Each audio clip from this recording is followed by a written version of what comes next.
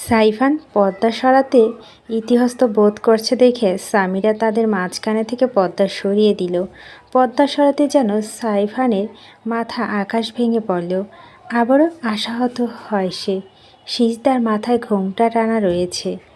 সাইফান ভিতরে ভিতরে তার প্রিয়সীর মুখখানা দেখার জন্য ছটফট করলেও কিছু না বলে কাঙ্ক্ষিত সময়ের জন্য অপেক্ষা করতে লাগলো। অবশেষে সেই কাঙ্ক্ষিত মুহূর্ত উপস্থিত হলো। সিজদা সাইফানকে ৩ কবুল বলে বিবাহ বন্ধনে আবদ্ধ হলো। বিয়ের কার্যক্রম শেষ হতেই সামিরা একটা বড় আয়না এনে তাদের সামনে ধরল। সাইফান সিজদার আয়নার মধ্যে প্রথমবারের মতো দুজনাকে দেখল। সিজদার দিকে তাকিয়ে সাইফানের যেমন নেশা ধরে গেল। পাশ থেকে সামিরা বলল, আয়নায় কাকে দেখছো ভাইয়া?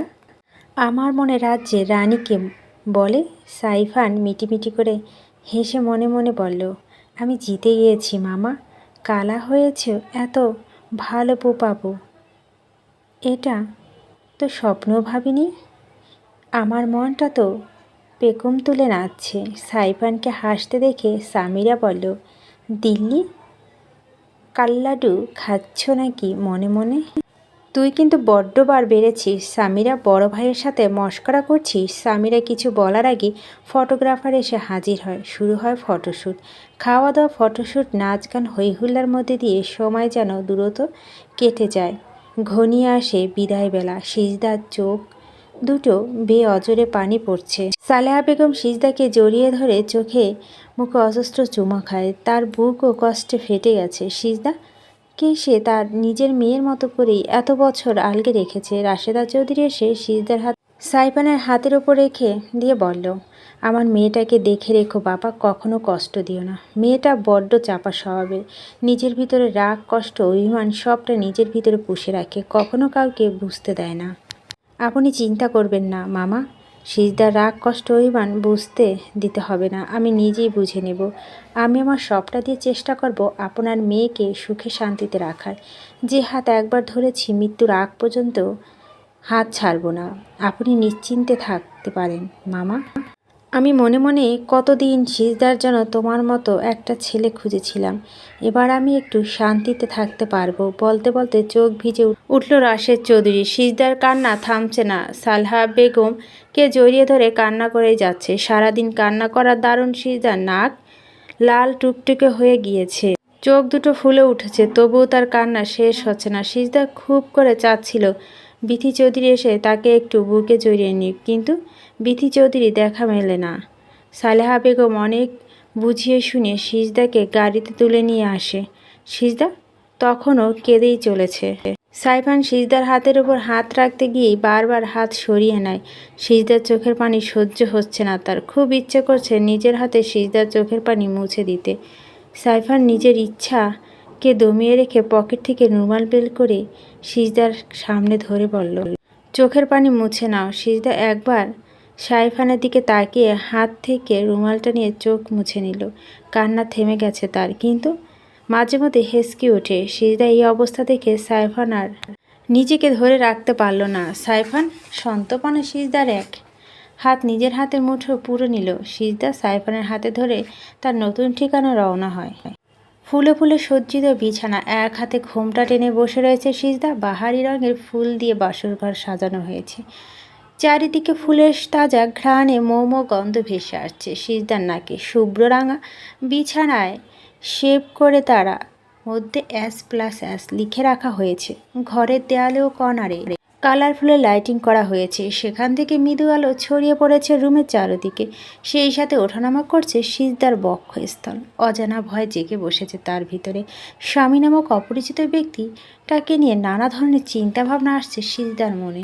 চৌধুরী ভিলার পাশে ফ্ল্যাটে রত্না নামে একটা মেয়ে কাজ করত। সিজদার সাথে ভালো সম্পর্ক ছিল তার। রত্না সিজদাকে বলেছিল তার বাসর রাতের কথা। তার স্বামী নামক ব্যক্তি পশুর মতো তার উপর ঝাঁপিয়ে পড়ে তাকে খুলবে খাবার কথা। সেসব কথা মনে পড়তেই সিজদার ভয় আরও বেড়ে গেছে। হার্টবিট দ্রুত গতিতে লাফাতে শুরু করলো। সিজদার ভাবনার মাঝে খট করে দরজা খোলার আওয়াজ হয়। ভয়ে কেঁপে ওঠে সিজদা। খামচে ধরে শাড়ির আঁচল, কপাল থেকে বিন্দু বিন্দু ঘাম নেমে যায়। সাইফান দরজা নক করে মাথা পাগড়ি খুলে সোফার উপর রেখে আলমারি থেকে একটা প্যাকেট বের করে সিজদার পাশে রেখে বসে। সিজদা সারফানের উপস্থিত টের পেয়ে কাঁপা কাঁপা স্বরে সারফানকে সামাল দেয়। সিজদার কণ্ঠস্বর শুনে ভালো লাগা ছেয়ে গেল সারফানের মনে। আহা, কি মিষ্টি কণ্ঠস্বর।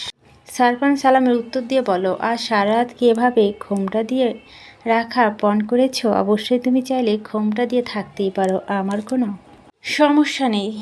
সারফানের কথা শুনে সিজদা তড়িৎ গতিতে মাথার ঘোমটা সরিয়ে দিল। সিজদার ঘোমটা সরাতে সারফানের মনে হলো যেন তার ঘর আলোকিত হয়ে গিয়েছে। সারফান মুগ্ধ দৃষ্টিতে সিজদার দিকে তাকিয়ে রইল কিয়ৎক্ষণ। তার চোখের পলক যেন পড়তেই যাচ্ছে না। সারফানের এহেন কাজে সিজদার লজ্জা অস্বস্তি টের পেয়ে সারফান চোখ নামিয়ে নিয়ে সিজদার সামনে প্যাকেটটা রেখে দিল। সিজদা প্যাকেটটা নেড়ে চেড়ে দেখে বলো, কি আমার তরফ থেকে তোমার জন্য প্রথম গিফট, তবে এটা এখন খুলবে না। আমার ছুটি শেষ হলে যখন আমি চলে যাব তখন খুলে দেখবে। আচ্ছা। আই থিঙ্ক বেনারসি পরে থাকতে তোমার সমস্যা হচ্ছে। তুমি চাইলে চেঞ্জ করে নিতে পারো। তুমি যে পোশাক পরতে স্বাচ্ছন্দ্য বোধ করো সেই পোশাকই পরো।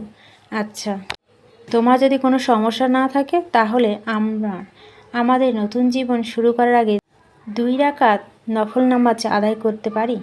ঠিক আছে বলে সিজদা বিছানা থেকে নেমে লাকেজ থেকে একটা সুতি 3 পিস নিয়ে ওয়াশরুমে চলে গেল। প্রায় 10 মিনিট পর সিজদা শাড়ি চেঞ্জ করে মুখে মেকআপ তুলে উজু করে ওয়াশরুম থেকে বের হয়।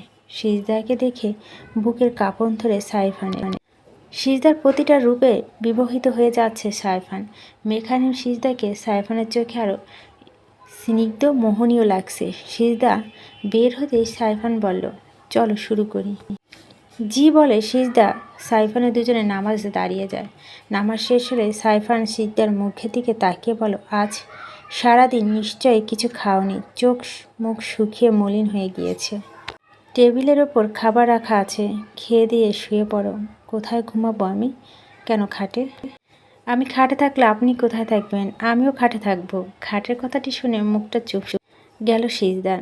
অজানা ভয় সংখ্যা গায়ে কাটা দিয়ে উঠে তার। চোখের সামনে রত্নার চেহারাটা ভেসে ওঠে। ভয়ে নিজেকে গুটিয়ে নেয় সিজদা। সিজদার চোখে মুখে ভয়ের ছাপ লক্ষ্য করে সারফান বলল, তোমার চোখে মুখে বলে দিচ্ছে তুমি আমাকে কতটা ভয় পাচ্ছ। আমাকে ভয় পাওয়ার কোনো কারণ নেই। আমি মানুষ, পশু নয়। আজকে আমাদের বাসরাত বলে যে আমি তোমার উপরে ঝাঁপিয়ে পড়ব স্বামীর অধিকার আদায়ে তৎপর হয়ে যাব এমনটা নয় সিজদা। আমাদের বিয়েটা পারিবারিকভাবে হয়েছে। বিয়ের আগে আমরা কেউ কাউকে চিনি না, জানতাম না। ইনফ্যাক্ট আমি তোমার ছবিটাও দেখিনি। আমি সবসময় জানতাম আমার জীবনে যে আসবে সে কালো হোক, বেটে হোক, দেখতে অসুন্দর হোক, কিন্তু চরিত্রহীন না হোক। দাদিজান যখনই তোমার কথা বলে আমি বিনা বাক্যে রাজি হয়ে যাই। তাই দুজন দুজনকে চিনতে, জানতে, মানিয়ে নিতে একটু সময় লাগবে। তুমি আমাকে স্বামী হিসাবে মেনে নিতে না পারলেও বন্ধু ভাবতে পারো। আমি তোমার ভয়ের কারণ বুঝতে পারছি সিজদা, তবে ভয়ের কোনো কারণ নেই সিজদা। নিজেকে সামলিয়ে নিতে তোমার যত সময় প্রয়োজন তুমি নাও। আমি তোমার মন ছোঁয়ার আগে কখনো তোমার হৃদয়ে ছুঁয়ে দেখব না। তবে তোমার জন্য আমার মনের দরজা সবসময় খোলা থাকবে। তোমার যত খুশি যখন আমার কাছে চলে এসো, আমি সাদরে তোমাকে গ্রহণ করব বলে সারফান বিছানা মাঝখানে একটা কোলবালিশ রেখে শুয়ে পড়ল। সিজদা ভাবতেও পারেনি সারফান তার মতামত, ইচ্ছা অনিচ্ছে এত গুরুত্ব দেবে। সিজদার বুকের উপর থেকে যেন একটা পাথর সরে গেল। সিজদা মনে মনে সারফানের প্রতি কৃতজ্ঞতা প্রকাশ করে প্লেট থেকে এক লোকমা খাবার তুলে নিয়ে চিবাতে চিবাতে বলল, আমি তো স্বার্থপরের মতো একা একা খাইতে লাগতাছি। মানুষটা কি খাইছে? মনে তো হচ্ছে খায়নি। এখানে দুজনার খাবার রয়েছে, তার মানে মানুষটা না খেয়ে ঘুমিয়ে গেল। সিজদা খাবার ছেড়ে উঠে এসে সারফানের বিছানার পাশে দাঁড়িয়ে সারফানকে কয়েকবার ডাকতে গিয়েও থেমে গেল। সারফানের ঘুমন্ত মুখের দিকে তাকিয়ে সিজদা ডাকতে ইচ্ছে করল না। আবার সারফান না খেয়ে ঘুমিয়ে পড়েছে ভাবতে খারাপ লাগলো।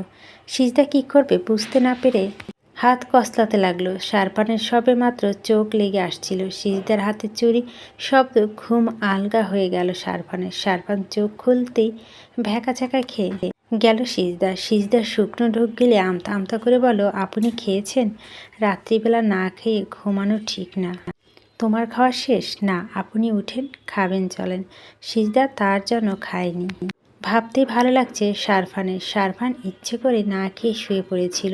সে দেখতে চেয়েছিল তার জন্য সিজদা আদৌ কোনো টেনশন হয় নাকি। শারফান বিছানা ছেড়ে নেমে হাত ধুয়ে সে খাওয়া শুরু করলো। খাওয়া দাওয়া শেষ করে দুজনে দুদিক মুখ করে শুয়ে পড়ল।